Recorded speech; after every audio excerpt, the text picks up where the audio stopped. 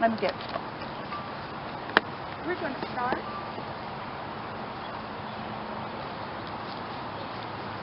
Good afternoon, everybody. I'm going to channel Mr. Rogers and say it's a beautiful day in the neighborhood, and we're happy you all came out to hear what we have to say today.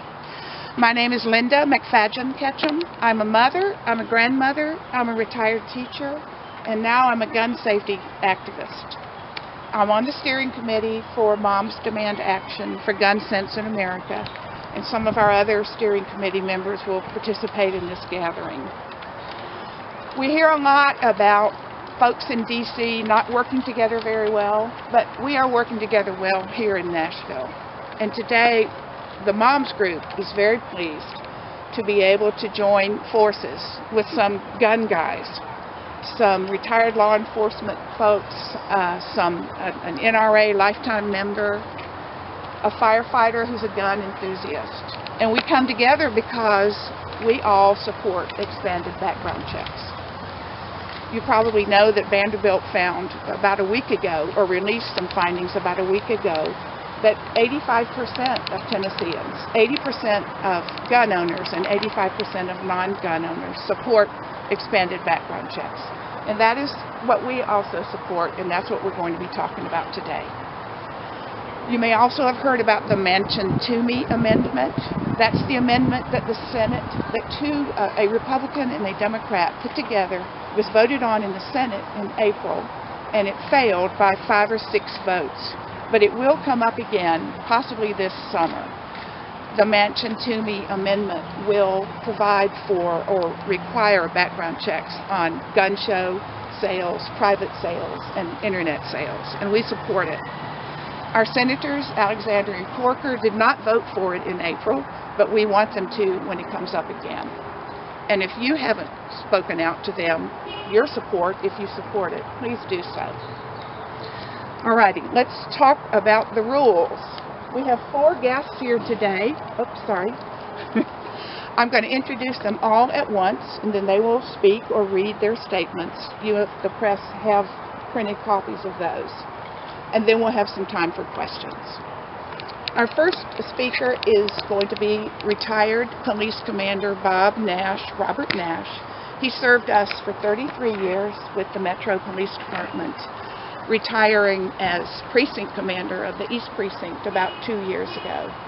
He and his wife have 3 adult children, and his latest adventure is music making.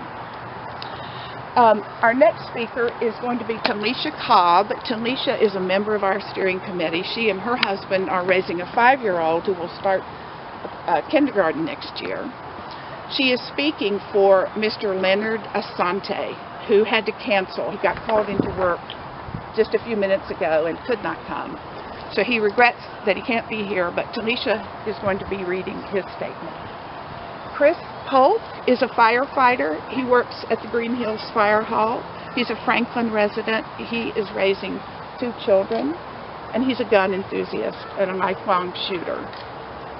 Kathleen Chandler Wright, we call her Kat, is the co-founder of the Moms Demand Action chapter here in Nashville.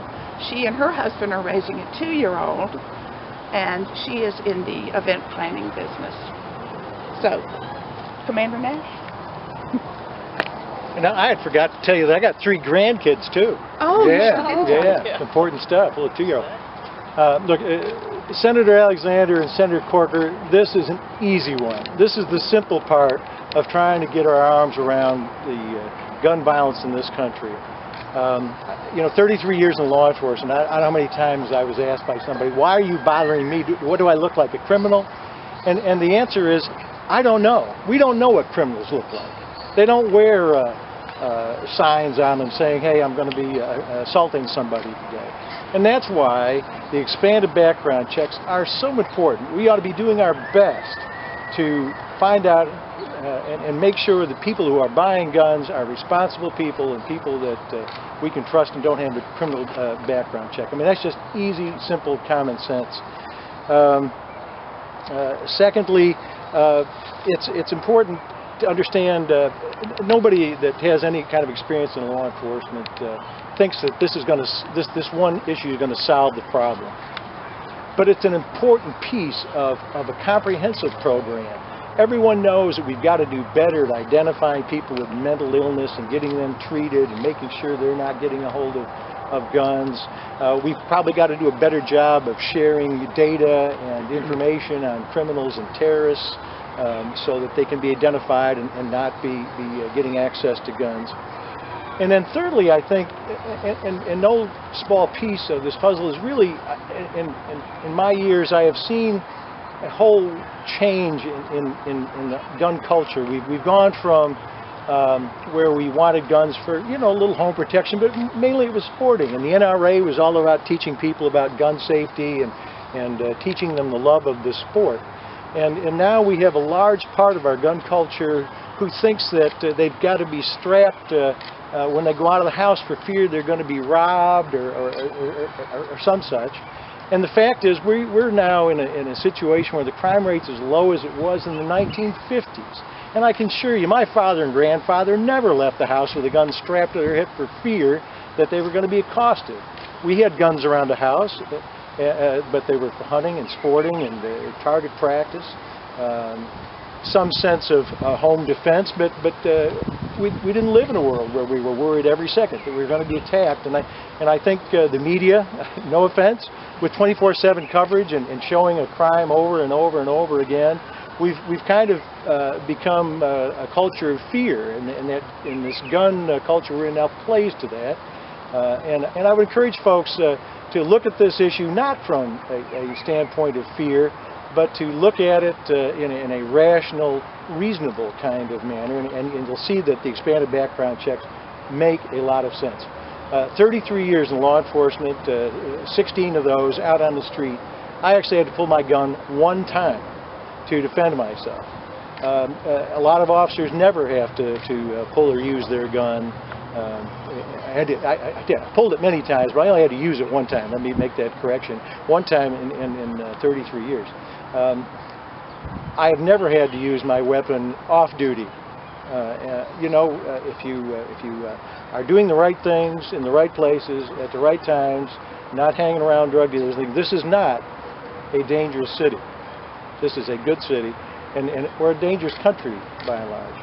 So again, trying to get a handle on our culture of fear and put it all in perspective so that it doesn't play the role it's playing when we get into discussions of guns and trying to do the right thing as far as who gets them and who's using them. The Constitution appears to be clear that the people's right to keep firearms is guaranteed. The Constitution is equally clear, and it mandates that our legislators, that ownership be well regulated. As a gun owner, I enjoy hunting and target shooting. I've also assumed the heavy responsibility of that ownership. As a career firefighter, I've seen the devastating effects of firearms. We're here today to ask that our U.S. Senators, Corker and Mr. Alexander,